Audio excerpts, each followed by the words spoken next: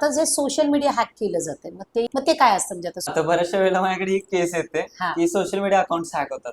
Mostly मुलींचे हा call येतात. काय म्हणतात की दादा असा असा प्रॉब्लेम झालाय की माझं इन्स्टा अकाउंट हॅक झालंय किंवा फेसबुक बर अकाउंट हॅक झालंय, बर बर सोशल मीडिया अकाउंट हॅक होतात.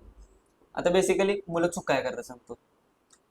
तुम्हाला बऱ्याच वेळेला एखादी हा ऍड येते की शॉपिंग साठी वगैरे, की हा हा एखादा आयफोन भेटतो तुम्हाला 1,000 रुपयात. बर पोरं काय करतात की त्याच्यावरती क्लिक क्लिक करतात, साइन अप वगैरे करतात. बरोबर मग साइन अप करता तुम्ही, तिथंच तुमचे क्रेडेन्शियल्स येतात. बर ते बर फेक पेज असतं, ज्याला आपण ओके फिशिंग म्हटलं जातं. ओके ओके फिशिंग म्हणजे ऍज इट इज फक्त लॉग इन सारखं पेज क्रिएट केलं ओके जातं. बरोबर ही झाली ती कन्सेप्ट.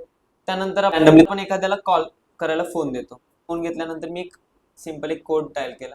त्यानंतर मी त्याच्यानंतर एक फोन नंबर टाकला, तो असेल माझा. हॅश दाबला आणि कॉल केला. आता ठीक आहे, मी तुम्हाला दिलं, मी कॉल हिस्ट्रीतनं डिलीट केला.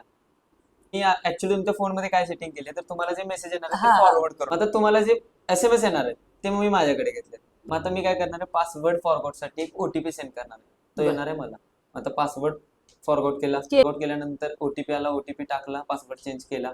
त्यानंतर तुमच्या अकाउंटची क्रेडेन्शियल्स चेंज केली. मला काहीच करणार नाही. पुन्हा लॉग आउट झाला, माझ्याकडे लॉग इन झाला.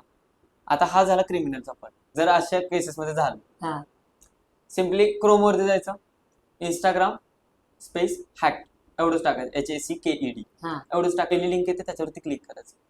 क्लिक केल्यानंतर तुम्हाला सांगतात ते की बाबा इंस्टाग्राम अकाउंट हॅक झाले. बर ठीक आहे, मग त्यानंतर तिथं प्रोसिजर दिलेली असते. त्यानंतर मग तिथे तुमचा ईमेल आयडी टाकायचा, त्यानंतर पासवर्ड असेल टाकायचा, नाही तर फॉरवर्ड करायचा. फॉरवर्ड केल्यानंतर तुम्हाला OTP विचारतो. पण आता OTP त्याला जाणार ना हा, बेस्ट कन्सेप्ट हीच आहे.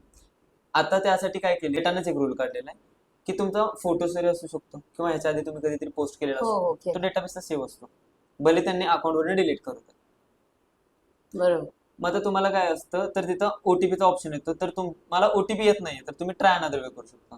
मग ट्राय अनदर वे केल्यानंतर तुम्हाला तिथं 2 ऑप्शन्स येतात की माझा अकाउंटमध्ये फोटो आहे किंवा नाहीये. तुम्ही आहे म्हणून टाकला, आता ऑलमोस्ट सगळे पोस्ट करतो. येस केलं तर तुमचं त्यानंतर एक व्हिडिओची KYC होते, व्हिडिओ सेल्फी KYC. बरोबर KYC झाल्यानंतर तुम्हाला एक ईमेल आयडी मागितला जातो, जो की तुमच्याकडे असेल तो. मग तो तुम्ही ईमेल आयडी फक्त प्रोव्हाइड करायचा.